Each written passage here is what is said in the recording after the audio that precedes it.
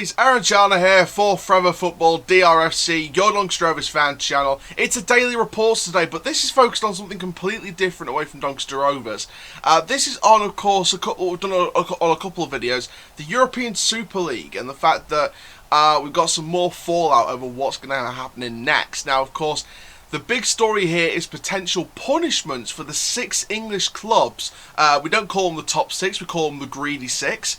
And the potential punishments they're set to face. Now, this is via a Sky Sports article. I'm going to share my thoughts on it. Comment down below what your thoughts are on these statements. So please listen out to all the statements before you make your mind up about what you want to comment.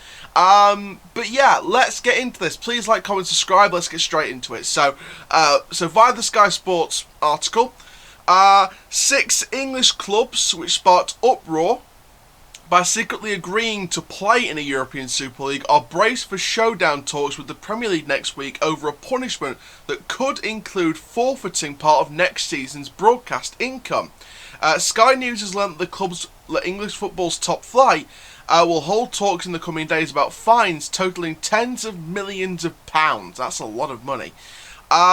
A source at one of the clubs said they understood the Premier League was debating penalties ranging from a single one-off fine to a smaller immediate fine combined with a share of next season's broadcast income. An initial proposal from the Premier League made earlier this month is said to have comprised a £15 million fine per club and a substantial, albeit suspended, points deduction, the club insider has said. Now, it was unclear this weekend whether any such points penalty could be part of an eventual settlement, although the clubs are expected to vigorously oppose any such attempt. The club source added that negotiations were ongoing and were subject to meaningful change before an agreement was reached. Now, further talks are expected next week ahead of the Champions League final in Portugal, of course relocated to Portugal from Istanbul, between Chelsea and Manchester City. 2 of the rebel clubs which rapidly abandoned the ESL amid a huge backlash from rivals, fans and politicians. Arsenal, Liverpool, United and Tottenham made up the English contingent with 3 clubs from Italy and Spain. One idea that is expected to be discussed next week would involve an immediate £1 million fine and 5% share of next season's Premier League income, the same model agreed by European football's governing bodies with the rebel clubs. If the fines are agreed according to that blueprint, they could equate to between £6 million and £7.5 million per club based on this season's expected broadcast income as Man City, the Premier League champions. Now, in total, the pool of Premier League fines could exceed £40 million, although the final tally will depend on the structure and scale of the eventual settlement, which could still be some weeks away. That figure would increase if it also included the share of the additional broadcast fees awarded to clubs this season because all games have been shown live, and still further if the financial penalty included a share of the league's central sponsorship income. The Premier League announced earlier this month that it reached agreement with broadcast partners including Sky, the immediate parent of Sky News, to renew its existing £4.7 billion television right deals for a further 3 years. Ministers have approved the move in principle because of the pandemic's impact on clubs' finances. The Premier League imposed fines are likely to be larger in aggregate for the English clubs than those levied by UEFA earlier this month. And European football's governing bodies announced a package of reintegration measures for the 9 clubs which agreed to pull out of the ESL during a torrid 48-hour period at the end of April. Including AC Milan, Inter Milan and Atletico Madrid, they agreed to pay a collective €15 million to be investing in children's, youth and grassroots football, with 5% of their revenues from UEFA club competitions being withheld for 1 season. They also agreed to file larger future fines totaling €150 million if they breached commitments in UEFA's Club Commitments Declaration or signed up to any similar breakaway format. Barcelona, Juventus and Real Madrid have refused to abandon the European Super League, raising the prospect of their exclusion from next season's Champions League. Arsenal and United will have received relatively modest European income this season as the Gunners failed to qualify for the Champions League, while United qualified but did not make it out of the knockout stage and had to join Arsenal in the Europa League. UEFA is yet to say which season the 5% revenue penalty will apply to, and in an attempt to prevent future breakaway bids, the Premier League has announced the creation of an owners' charter, which has said had the Football Association's backing. It added recently the 6 clubs' participation in the European Super League had challenged the foundations and resolve of English football. The government is likely to welcome the move to punish the 6, although it's unclear whether the financial penalties imposed on them will simply be distributed among the other 14 top-flight clubs. Debatable. Confirmation of the European Super League's existence, which came 6 months after Sky News revealed key details of the project, sparked unprecedented protests against the owners of many of the participating English clubs. Arsenal has since received an unsolicited takeover bid from the Spotify billionaire Daniel Ek, while Man United's largest shareholders, the Glazer family, are facing increasing vocal demands to relinquish control. Executives from the 6 clubs have been removed from several Premier League subcommittees, a move that could be reversed if they agree a financial settlement. Oh boy. A fan-led review of football governance has been commissioned by the government under the leadership of Tracy Crouch, the former sports minister, and its panellists will include the chief executives of Everton and the Football Supporters Association. The Premier League, of course, refused to comment. So a lot of information to get through in this video, a lot of information. Now, taking all of that in, the fact that the decision to have the executives removed from subcommittees could be reversed if they agree a financial settlement. You know, the other 14 clubs in the Premier League, they don't know whether that money that they take from the big clubs as punishment will be distributed to them. I've got an answer for you. I've got a very straight answer for you. How about you give more money to lower league clubs? How about you give more money to clubs like mine, clubs like Plymouth, clubs like Peterborough, clubs like Hull, clubs like Wickham, clubs like Yeovil in the non-league, clubs like Sutton United, who are probably 45 minutes away from the Football League, Barrow, Harrogate, Cheltenham, Salford, technically Salford, I don't really mean Salford, they've got enough money anyway, but look at the clubs that have gone financially bust or are on the verge of being financially bust. Swindon needs a new owner, Colchester needs some kind of takeover, I think. I'm sure there's, you know, non-league clubs. Look at all the non-league clubs going bust. Dover's had their results expunged from the league this year because they refused to play because of how unfair they were being treated. So the league said, you know what, screw it. You're not playing for the rest of the season now and all your results have gone. But there's no relegation, so you're back next season anyway. Macclesfield's gone bust. They're having to restart in step 5 of the non-league in the North West Counties League. Bury, they've had to start further down below again with Bury ASC. Look at how they're suffering. The richer get richer and the poorer get poorer. Now I want to give a massive shout out to Gary Neville. Gary Neville liked my tweet, and in fact I'll get it up. In fact I'll get the, because I've still got the notification on Twitter live. But I had some nice support from Gary Neville, and hopefully in a couple of weeks, well, I'm praying in a couple of weeks, Nigel Seeley, who's the owner of Premier League Plays and Premier Sports Plays betting services, who also spoke about this European Super League competition on the Pat McAfee show. Of course, you know Pat McAfee from WWE, former American football player, got his own show, podcast on YouTube, the Pat McAfee Show. He spoke on there about it, and he spoke very passionately about the European Super League and why it's a bad idea, and we all know it's a bad idea. And he's trying to, you know, get it into the Americans, you know, why it's bad. So fair play to Nigel, and hopefully, fingers crossed, get him on this channel in a couple of weeks' time. But yeah, I got some really lovely support from Gary Neville, who was, of course, one of the main pundits and former players that was really, you know, getting behind this whole thing. And, you know, I'm just trying to find... here we go. So, originally, I tweeted something. Originally, I tweeted something. And basically it was just a case, it was basically sort of, you know, looking towards why, you know, it was putting this letter out, this whole letter of declaration out, I should say. And it was nice to see that, it was nice to get that support. I'm trying to find, like, the full tweet that I put out, because it is still on here, and yeah, basically he was you know, he was tweeting, well, we were all tweeting about it. It was a whole thing of you know, why we were so angry about this, why we were so, against this whole thing. And, it's hard to describe, really. It really is hard to describe. And I was so taken aback by the fact that it supported the tweet, and he liked it and he supported it. I ain't got the full thing, but basically it was a reply for his sort of letter to sort of have, fellow players and stuff like that, and sort of help get control of the clubs again, and stop this from happening again. That was the main point of his first tweet, to stop this happening again, to stop owners trying to break away to another league. And I said, as a Donny fan, I know how it feels to have big club owners trying to take more power from clubs dreaming of reaching the big league, and sort of having that dream, shall we say, and how it was taking dreams away. And he liked it, and that shows support. That shows support for the non-leagues and the lower leagues. So massive shout out to Gary Neville for that.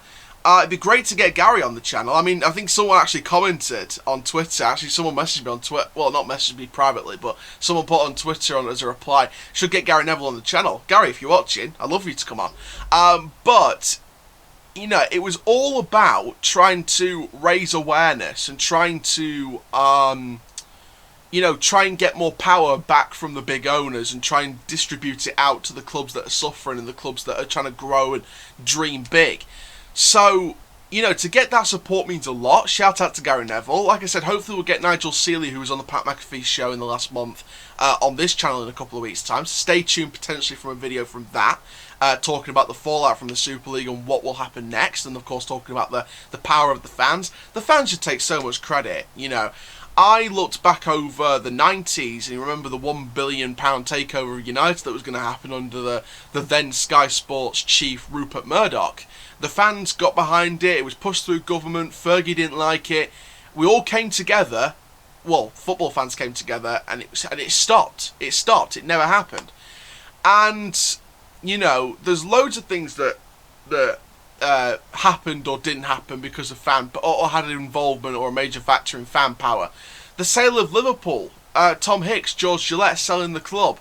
The fans really wanted the club getting sold. They really wanted them out. So, and the Glazers have been pushed out for the last 10-15 years. Fans have wanted them out for the last 10-15 years. So, even when they came into the club, when they bought the club, you could see the passion in the fans wanting this not to happen. But unfortunately it did happen because they bought the club on debt money with debt money. They didn't have the right funds. So, and they're still paying off debts even now. They've only just recently brought off all the debts. So, United as a growing aspect can only grow without the Glazers. Same with Arsenal, without Kroenke. Same with Tottenham, without ENIC. Same with Liverpool, without John W. Henry and the FSG. Chelsea and Man City, I think people have gone a little bit soft on them because they do invest in the community, they do invest in the squad, they do challenge every single year. Sheikh Mansour and his family with Man City, Abramovich with Chelsea, and, they were the first two to sort of break away from all this, so I give them credit for that. But there still needs to be pressure on the owners, there still needs to be pressure on the Glazers, Kroenke, FSG, John W. Henry, ENIC and Levy. There needs to be so much more pressure on that. Don't give up on the protest, guys. Keep putting the protest up. You see what United did? They postponed a match. They postponed the Liverpool match. Yes, it got replayed and they lost 4-2. But so cares? They postponed a match. They would have lost a lot of money from broadcasting on a specific day. Like, hang on a minute. Hang on, you just postponed the match. We can't be having that. Pay us up the money. And this is another thing, right? Media. And I've been discussing this idea for about a year or two now. And, people that want to support this, retweet it, put it on Facebook, put it on your Snapchats, put it on your Instas. Clip this bit specifically if you want to. I want to see a Sky Sports Championship channel, a Sky Sports League 1 channel, and a Sky Sports League 2 channel. I want to see us have Sky Sports channels for each of the lower leagues, Championship, League 1, League 2, as well as a Premier League channel. If we can have a Premier League channel, we can have a Sky Sports channel. Reach an agreement where you can broadcast on iFollow and Sky Sports. Every single match for every single team on every single weekday or weekend of the season gets a Sky Sports coverage and an EFL iFollow coverage. So you can either pay a tenner on the EFL iFollow and watch it on there every match, or you can pay for the whole Sky Sports and you get the whole package, Championship, League 1, League 2, which would be around the price, I would say, of a whole season's worth of iFollowers in a way.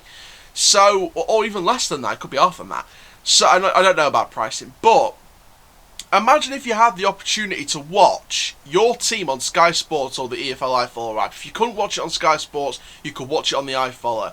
If you wanted to watch it on Sky Sports, you didn't want to watch it on iFollower, now you can do.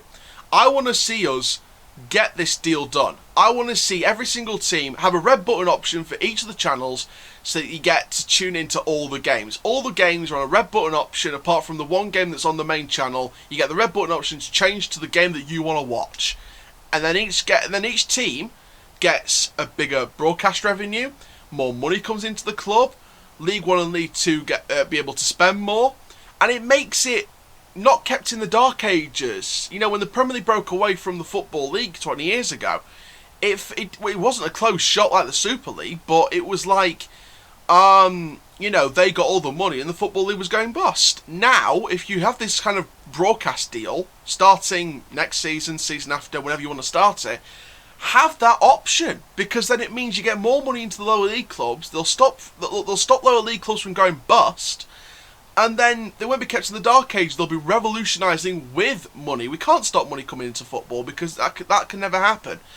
But if we revolutionise with money, if we bring money into the lower leagues just to give them a bit more to spend, give them a bit more broadcast revenue, make them more financially stable, then maybe they have a chance of surviving. Just have a chance. Don't make it the poorer get poorer and the richer get richer. Don't make it like that. The rich are just as rich anyway. But spend more money on the poor. Give them more of an opportunity. Give them a chance. That would be my message. But it should be interesting to see what the fallout from this is. Do I think there should be penalties? Yes, they do. Should there be fines or points deduction? It should be both. It should be absolutely both. It should be financial fines to hurt the owners. It should be points deductions. It should be, I mean, if the 6 clubs didn't back out of this and they were still in the Super League, I'd be calling for them to get relegated. Screw it, I don't care. Get them relegated because they don't deserve it. If they're going to go out the Premier League and focus on this Super League business, then it should be, okay, well, in the Premier League, let's bring up more new clubs into the Premier League. Let's give them a chance. Because why should they, big clubs, deserve to be in the Premier League and the Championship clubs don't, and the ones coming up from League 1 and League 2 don't? So, you know, if they were still in the Super League, I'd be saying relegate them and give the other teams a chance in the Premier League. But, I mean, Gary Neville was talking about a month ago and he said, you know, strip them of the league titles, you know, if of course if they were still in. Strip them of the league titles, let Burnley win the league, Aston Villa, Leeds, Fulham, you know, all those teams, save Fulham from relegation, you know, and if they were still in the Super League, I would agree with that. You know, give the league titles to someone that actually cares about football and not just money, money, money. So, I mean, the big thing here is, I think the people, Perez and the people in the Super League, Glazer, Kroenke, etc., I think they've approached this the wrong way, completely the wrong way. If this was a Super League, but they had the chance of promotion and relegation, or what they did have, if they proposed multiple Super Leagues, and all clubs in Europe had the chance to compete in different divisions and get promoted and relegated from each division. So let's say, I mean, there's a lot of teams in Europe, but let's say there is, to start off with, 5 Super League divisions. A Super Division, a European Super League, a European Super Championship, a European Super League 1, a European Super League 2, a European Super League 3. They're just temporary names, don't quote me on the creativity. But let's say they had like 5 divisions, and there was promotion and relegation, like the bottom 4-5 and the top 4-5, you know, go up and down each year from each division.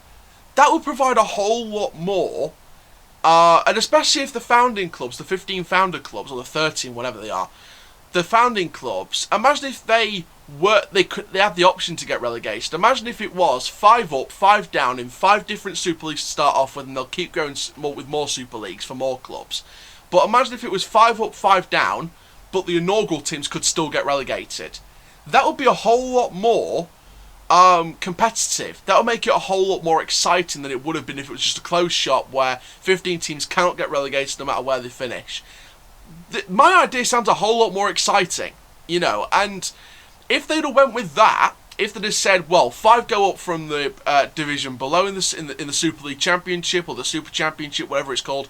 Imagine if you had 5 divisions, 5 up, 5 down in each division. The inaugural teams could go up and down as well. I think people would look at that and think, actually, no, that's a better idea than what it was. It would, and especially if you grew it with more divisions to give, you know, like Championship, League One, League Two clubs in England. Imagine if they had the chance to go into the Super League and play with other teams in Europe. So imagine, let's say Doncaster, for example. Imagine if they got to play in a Super League division with Östersunds, with Osasuna, with Lecce from Italy, or someone like that. Catania, Hellas Verona, someone like that. Imagine if a team like Doncaster Rovers could play in a division with similar level, if not higher level teams from Europe in their divisions. That would make it a whole lot more exciting in my opinion. If there was more of an open chance for people to be competitive, if there was more of a chance for lower league clubs to get more money and for lower league clubs to feel included rather than excluded from the Super League, then it would be a better idea. But what they've done is they've created a closed shop where none of the inaugural teams can get relegated. They're the top teams. They're staying as they are no matter what happens. And there's no chance that no one can touch them.